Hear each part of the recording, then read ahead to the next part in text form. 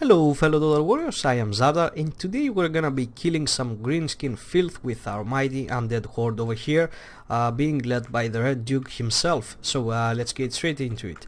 So over here I brought 4 units of zombies, and I actually brought the Tithe over here, the renowned one. I don't know why I even brought them, but it's gonna be okay. What could possibly go wrong? I mean, anyway. So some skeleton warriors in the back. As you can see, I brought plenty of fodder units in case he brought black orcs, and he obviously did.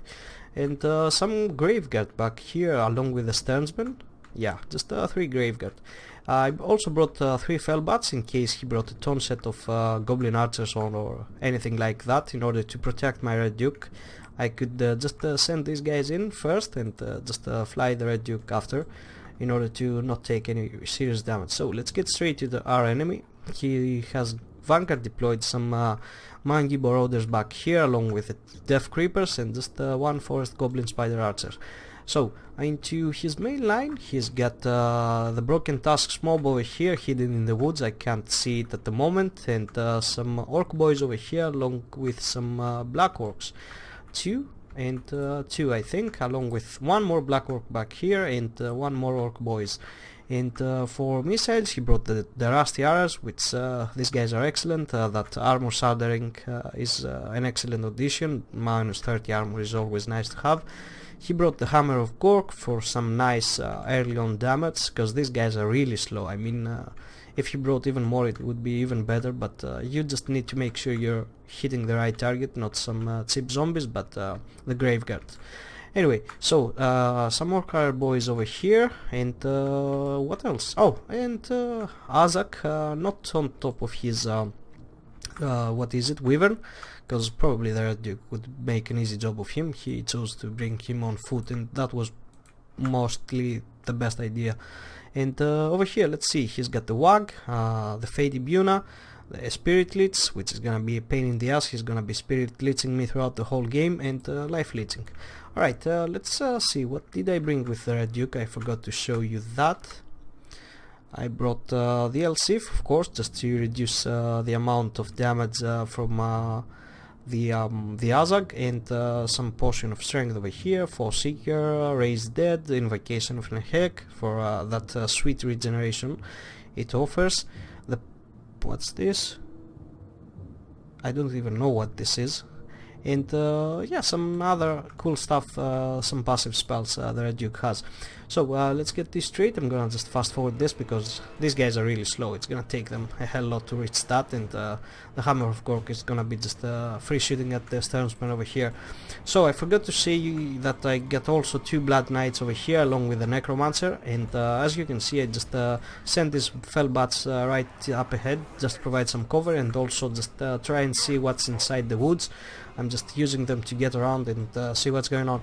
So I sent my Necromancer straight in order to just pin these guys down, so my Blood Knights get a clear charge. But as you can see, he was a little jumped there, and I actually managed to get a back charge with his Blood Knights. Not a clean one though, because they're actually retreating at the moment, but the second one is gonna come in and just do even better. So as you can see, he's harassing me with his Goblin Spider Archers, but these guys won't be able to do that much of damage to these Blood Knights, although in a prolonged fight this damage is gonna go and add up. So over here the main line classes, as you can see, mighty Black Orcs, not Black Orcs, there's the Black Orcs. The Black Orcs are fighting some cheap zombies over here. As you can see, I pulled most of my forces on the flanks and left the center unguarded. And yeah, these Black Orcs will make an easy job of these skeleton warriors and zombies, but the Graves are gonna provide some nice addition to here, just keeping them down. So over here I'm just a little bit afraid to go into melee and just go ahead and kill Azak, because he's got the Black Orcs here. I mean, the Red Duke on top of his Undead Dragon can easily just clear up the Black Orcs over here, but his archers are gonna be a pain in the ass if he just free shoots at me, and he's also managed to get some really good damage from that Spirit Leech and that Fire Arrows early on, which is not a good thing for me. As you can see, the balance of power is moving against my favor. I'm currently losing the fight. The Black Orcs in the middle just won, and they are coming after the rest of my guys here. Let's see how's the fight going in here. Okay, where did my Blood Knights go? Okay, they retreated. They tried to fend off these guys, but obviously they're not able to shoot them. These guys are fast, and the only way I can catch them is with some skeleton zombies summoning one, but yeah, it's not gonna happen. My necromancer is pinned down, and I can't have the Red Duke just hunting down skirmishers. So they're gonna just be coming back, and I'm just gonna try and find some weak spots into his army over here, and just try to get into his archers perhaps. As you can see, the balance of power is moving even further against my favor, because I actually didn't say this, but it's the first time I've ever played with the vampire counts. Also in here I get a nice breath on top of his black orcs.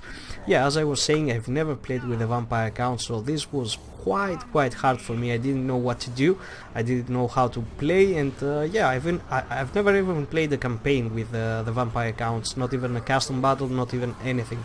So it was quite hard for me.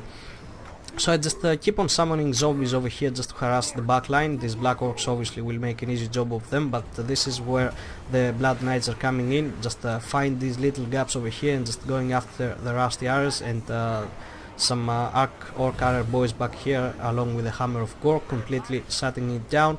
And the necromancer is going down over here, but he's gonna be fine. I think I'm trying to heal him up, but he's constantly taking fire from these skirmishers, and yeah, I'm just not gonna bother anymore. I'm just gonna leave him there to die.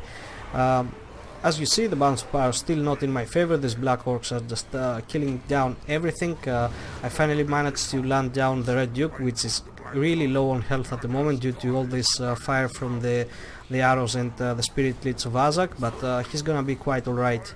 I'm also keep LCFing him most of the fight, the Azak the Slaughterer, in order to not do so much damage to my guys over here and the Blood Knights. And let's see what I got here. So I perform a back charge to these black orcs with my Blood Knights over here, and I just managed to reduce their health to bits, but I'm just gonna pull them back because I see a better spot to back charge in here. As you can see, these black orcs are left with an open flank over here, and it's the best spot to go compared to this one. I just keep on summoning zombies to prevent these black orcs from coming and join the fight in here, because it's gonna be rather hard if these guys manage to get into the fight. And yeah, these Blood Knights managed to get a sweet night charge on top of these black orcs, and they're gonna destroy them quite handily, I would say. Just the tiny bit, but the balance of power moved back in my favor, and it's gonna be, I think, stay there for a time, but it's gonna yeah, there it goes. It goes even further back into my favor. That's because I broke this black orc unit, and I'm about to break this other one with the other Blood Knight. So over here I'm trying to get these Blood Knights back. Only 23 models left, and they're being dragged down into a fight they can't win. If they stay in there, they need to keep cycle charging. That's why I sent the Red Duke after. These black orcs are not gonna be able to stand up to this guy, and along with the help of the Graveguard over here, they're gonna be able to finish up the job quite easy. So I kept sending my Blood Knights to just prevent these guys from running back. I just tried to get them off the field for good, and this is where it's all gonna go down. The Red Duke over here just fighting some black orcs still, but it's only 14 models left, and these guys are about to break, and compared to the 40 of Graveguard I got over here. These skirmishers, yeah, there's no need to bother with them. I mean, there's no way to catch them. Perhaps I will try to get the zombie summon. No.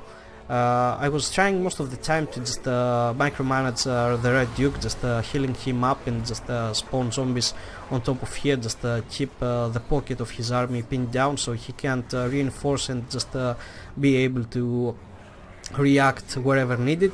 So over here my Blood Knights are gonna be performing a back charge onto the remaining black orcs, and the other one is gonna go after the other orc boys, preventing them from joining the fight here. Would be quite bad if they got a hold of my skeleton zombies and Graveguard over here. They would be able to just turn these guys down, because they are really low on health.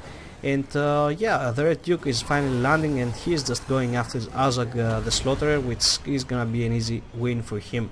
The balance of power moves back into my favor. Some black orcs are coming back. That's why I turn one Graveguard unit to fight them, just not to get that penalty from the flanking. and it's actually working. The Red Duke just keeps on bashing through the Azog the Slaughterer, but as you can see, the other Blood Knight is finally starting to chase off, and he manages to catch some of these goblin spiders, but my enemy just gives up because everything is lost at the moment. I get the upper hand. So not really much to say anything about this fight. The Blood Knights did an amazing job, the Red Duke as well, but as I said, it's the first time ever that I played the vampire accounts. I'm kind of a good boy. I don't like to play bad factions in my games. I always prefer, you know, the elves, the men, the dwarves and stuff like that. So I never chose the vampire accounts because they're evil and I don't like evil people.